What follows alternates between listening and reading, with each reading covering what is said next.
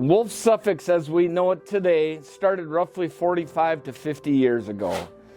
We were not always a purebred operation when we first started, and I was probably in grade school, my upper grade school years, when I do remember us having Suffolk sheep. We owned some property in Ludden that had an old house, and that's the first lambing shed or lambing barn and facilities that I remember us having as an old wooden house.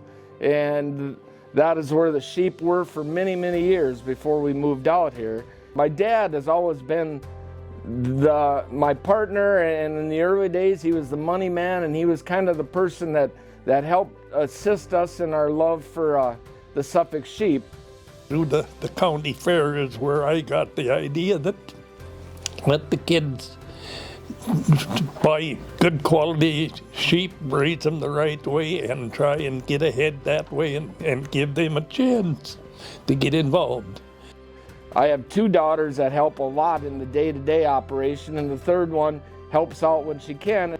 I think growing up raising sheep, when we were younger, we never really thought of it as something that we always wanted to be part of. Like during school, it was always, hurry up, run out here, do chores, get back in the house. Because it was always that we had to feed the sheep first.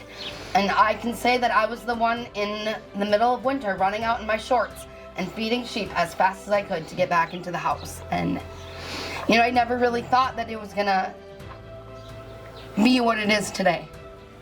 The barn that we're in right now is the show barn, and when we were growing up and showing as much as we did, this barn became our responsibility, whether we wanted it to be or not. We had a lot of vocal conversations about how things would get done in this barn, whether it was between us or our parents. But this was our barn. We had to make sure they were fed, watered, taken care of, pitched pens, things like that.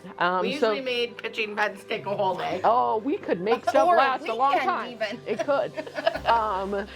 But this was our responsibility. At this time, both Taylor and Courtney have invested in it and have some ewes here. In fact, Courtney, a few years ago when the opportunity came about, and my dad says, I can't come out and help you every day. He says, I think I need to get rid of my sheep. And at that time, Courtney says, I'd like to take them. And so that base of those ewes have stayed here. They just have a different owner.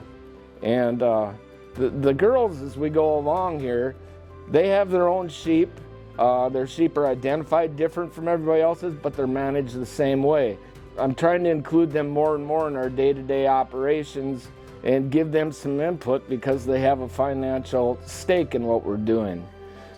Our flock at this point in time consists of approximately 75 ewes, and there's quite a story that goes along with this because that was never our intention to run that many ewes. We've always been comfortable in that 40 to 50 range just because of the facilities we had and the money budgets that we figured into it.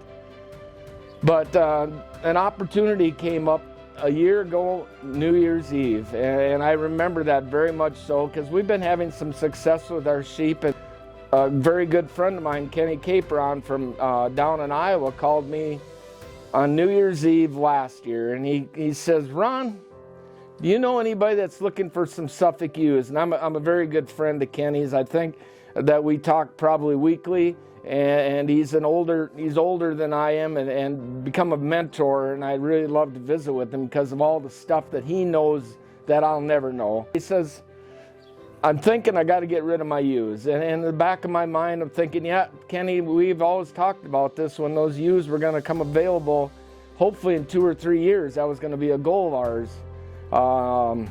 And he outlined it what there was. There was 30 head, and we talked a little bit about money, and at that time I wasn't sure that I was ready for it, and we as a family discussed the opportunity that was offered to us, and we decided we needed to make it work. And so at that time our flock went from 45 ewes to 75 in a big hurry. After this acquisition of these ewes, I said we're never going to do that again. We're going to keep our females and grow from within. But over the years, we bought, when the opportunity came up, we bought different flocks of sheep, be it 10, 15 ewes at a time, and some of them worked, some of them didn't. I like to say that 2024 is our it's our year. It's our 60th birthday year. In fact, today is Ron's birthday. And it's our 40th anniversary, wedding anniversary, and it's our 20th annual production sale. My dad actually was the voice behind, why don't you guys have a production sale? And we thought, yeah, why don't we? Why don't we have a production sale? So we started it 20 years ago. This is our 20th year, and it was really a lot of fun. We focus on 4-H and FFA youth. We want to get youth involved in sheep and Suffolk sheep. I am so proud of where Ron and I, his dad and our daughters and our son-in-law have brought our sheep. We couldn't do this without each other. We were fortunate enough in the last quite a few years we've had sheep in the top 5 at Louisville, and that's always been a goal of mine, that when we get down there, our sheep are in the top 5 because those are the ones that are put on the computer, those are the ones that people get to see, and those are the ones the judge talks about.